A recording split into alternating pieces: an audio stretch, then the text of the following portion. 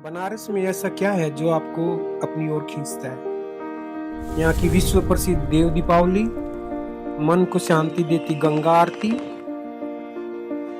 यहाँ के प्राचीन मंदिर, यहाँ के बौद्ध मठ, यहाँ का खाना या यहाँ के खूबसूरत घाट या मणिकर्णिका घाट पर अपने जीवन की अंतिम यात्रा पूरी करते लोग। मैंने बनारस को हर तरीके से महसूस करने की कोशिश की और मैंने यहाँ की गलियों में घूमकर जो देखा।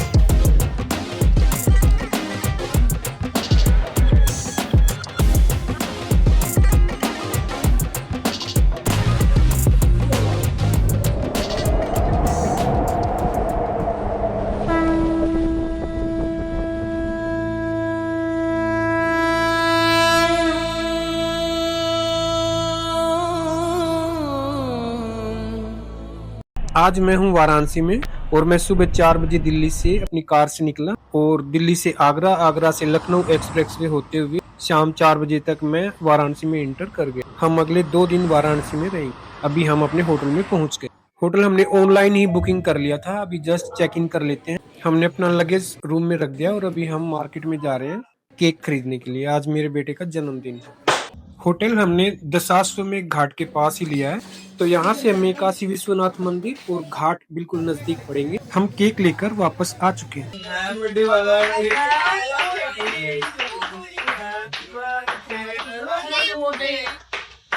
तो आज काशी में हमारा दूसरा दिन है। सुबह के 6 बजे हैं और हम जा रहे हैं काशी विश्वनाथ मंदिर में दर्शन करने के लिए। सामने आप काशी की प्रसिद्ध गलियां देख सकते हैं। यहाँ पे सुबह सुबह का मौसम है और बहुत अच्छी वाइब्स यहाँ पे आ रही हैं। काशी विश्वनाथ मंदिर भारत के पवित्र और प्रसिद्ध ज्योतिर्लिंगों में से एक है। कहते हैं कि काशी नगरी स्वयं भगवान शिव की नगरी है और यहाँ आकर हर भक्त को एक अलग ही शांति का अनुभव होता है। तो चलिए हम भी चलते हैं मंदिर में विश्वनाथ जी के दर्शन करने के लिए। काशी में गंगा स्नान और बाबा विश्वनाथ के दर्शन से मोक्ष की प्राप्ति होती है। यहाँ की गंगा आरती का नजारा भी बहुत अद्भुत होता है। मंदिर के गर्भगृह में कैमरा अलाउड नहीं है, तो ये बाहर के परिसर का दृश्य है।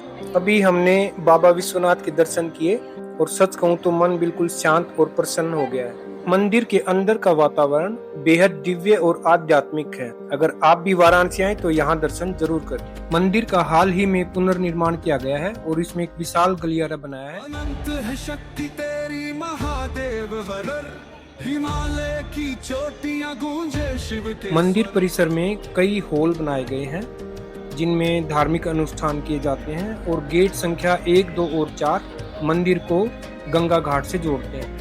परिसर में कई अन्य छोटे मंदिर भी मौजूद हैं। गेट नंबर 4 से आप गंगा घाट की तरफ जा सकते हैं और मां गंगा के दर्शन कर सकते हैं। गेट के पास ही मणिकर्णिका घाट भी मौजूद। गेट नंबर 4 से मणिकर्णिका घाट तक आप पैदल भी जा सकते हैं। सामने आप गंगा घाट के दर्शन कर सकते हैं। सामने अलकनंदा क्रूज आप देख सकते हैं। दुनिया में एक ऐसी जगह भी है जहाँ मौत का मातम नहीं बल्कि उत्सव मनाया जाता है, जहाँ चिता की अग्नि कभी शांत नहीं होती है। स्वागत है आपका महादेव की नगरी वाराणसी के सबसे पवित्र और रहस्यमय घाट मणिकर्णिका। इस घाट पर अंतिम संस्कार को सौभाग्य माना जाता है और मोक्ष की प्राप्ति होती है। लाखों लोग यहाँ अंतिम संस्कार के लिए आते हैं। इसके बाद हमने एक 3D मूवी के माध्यम से मंदिर में होने वाली आरती के दिव्य दर्शन किए। यह सुविधा मंदिर परिसर में ही उपलब्ध है। इसके बाद हमने लंच में काशी की फेमस कचौड़ी और पूरी सब्जी ट्राई। इसके बाद हम गए गाय घाट पर और यहाँ से हमने बोट बुकिंग किया और हम गंगा मैया के दर्शन के लिए निकल पड़े।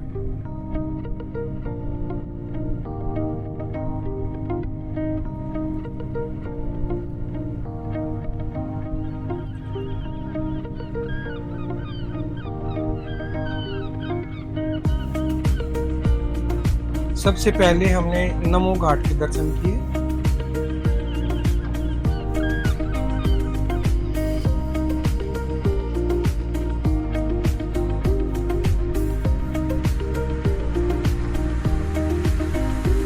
आप बनारस को सड़क से देखोगे तो भीड़ दिखेगी, लेकिन माँ गंगा की गोद से देखोगे तो साक्षात मोक्ष दिखेगा। बनारस की नाव सवारी सिर्फ एक टूरिस्ट अट्रैक्शन नहीं है, यह खुद से मिलने का एक जरिया है।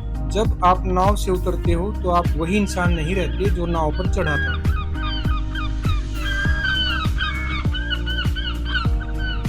जब सूरज अभी नींद में ही होता है तब बनारस की आत्मा जाग उठती है। यहाँ सुबह अलार्म से नहीं बल्कि गंगा की लहरों और मंत्रों की गूंज से होती है।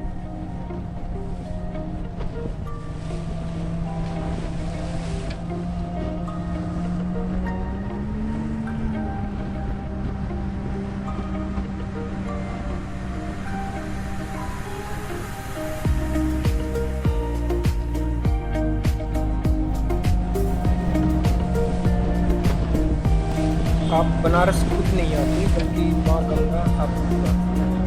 मैं भारत में बहुत घूमा हूँ लेकिन इस अनुभव की तुलना किसी और अन्य शहर के अनुभव से नहीं की जा सकती। अभी हम माँ गंगा की आरती देखने दशाश्वमेध घाट पर जा रहे हैं। रास्ते में श्रद्धालुओं की भीड़ देख के मैं समझ गया कि आरती कितनी भव्य होने वाली है। ओम जय गंगे माता धिया जय माता जो नहीं तो जाता जो नहीं तो जाता मन रासित करेगा। ओम जय गंगे माता।